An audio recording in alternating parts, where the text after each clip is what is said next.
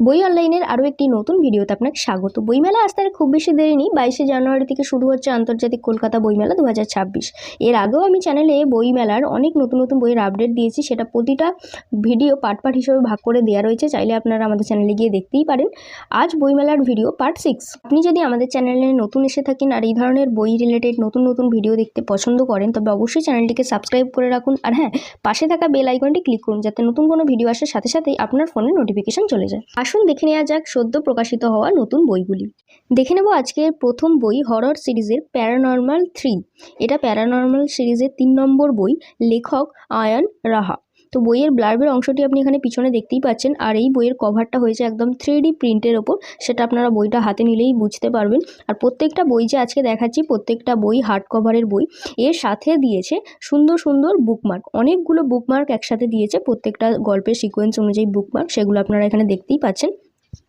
এই বইটা যে তৃতীয় সিরিজ, এটা পাঠকের মধ্যে এই সিরিজটি বেশ জনপ্রিয়। এই সিরিজটির মধ্যে ভৌতিক অভিজ্ঞতা এবং মনস্তাত্ত্বিক যে রহস্যের সংমিশ্রণ আছে, এর জন্য খুব পরিচিতি লাভ করেছে এই বইটি। তো এই বইটির মূল বিষয়বস্তু বা প্রেক্ষাপট যদি আমি বলি, এটা কোনো সিঙ্গেল উপন্যাস নয়, বরং অলৌকিক এবং রহস্যময় গল্পের একটি সংকলন। লেখক এই সিরিজে এমন সব ঘটনা তুলে ধরেছেন আপাতত দৃষ্টিতে ব্যাখ্যাতীত, কিন্তু এর ভিতরে লুকিয়ে থাকে গভীর কোনো রহস্য বা মানবিক আবেগ। আপনি যদি রহস্য, গা ছমছমের পরিবেশ এবং আধুনিক ভৌতিক গল্প পড়তে পছন্দ করেন, তবে আয়ান রাহার এই বইটি আপনি আপনার সংগ্রহের তালিকায় রাখতেই পারেন। তো এখানে ভেতরের ইলাস্ট্রেশনগুলো আমি দেখাচ্ছি, বেশ সুন্দর কয়েকটা ইলাস্ট্রেশন করা হয়েছে। তো সেগুলো যদি আপনারা দেখলে বুঝতে পারবেন যে গল্পগুলো কোন ধরনের। এই বইটি প্রকাশিত হয়েছে বুকফ্রাম প্রকাশনী থেকে, আর বইটির মুদ্রিত মূল্য রয়েছে 395 টাকা।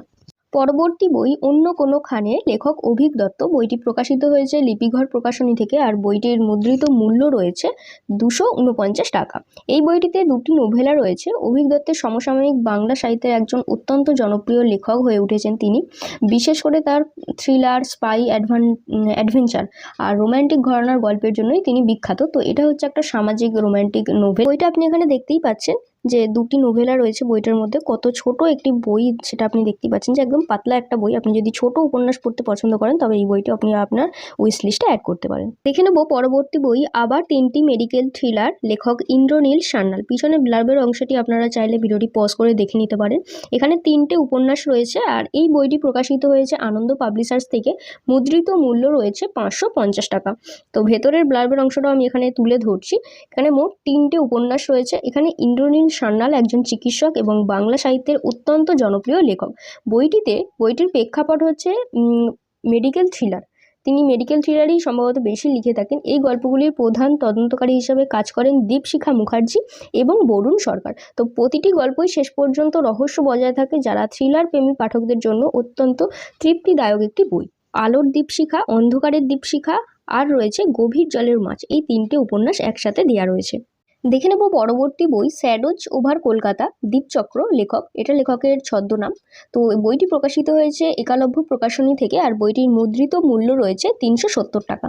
যারা সত্য ঘটনা অবলম্বনে থ্রিলার পড়তে পছন্দ করেন, তাদের জন্য এটি একটি চমৎকার বই।